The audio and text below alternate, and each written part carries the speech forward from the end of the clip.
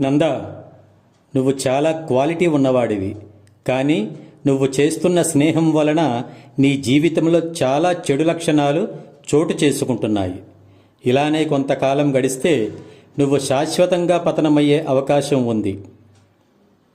భలే చెప్పారు డాడీ.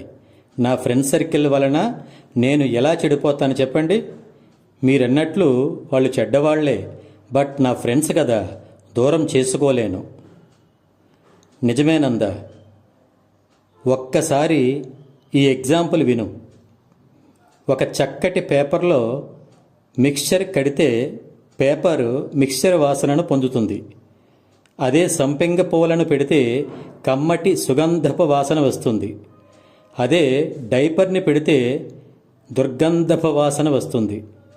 వాస్తవానికి పేపర్గా ఉన్నప్పుడు బాగానే ఉంది. కానీ ఆ పేపర్ ఎవరెవరితో ఎలాంటి సంబంధం కలిగి ఉందో దాని ప్రమేయం లేకుండానే దాని గుణం మారిపోయింది. దీనిని బట్టి ఆలోచన చేసుకో. ఒకవేళ నువ్వు పేపర్వి అయితే అందులో సంపెంగ పూలు ఉండాలని చూసుకుంటావో, లేదా నీ స్నేహబంధం కోసం ఇంకేదైనా అయిపోతావో నీ ఇష్టం. జై హింద్.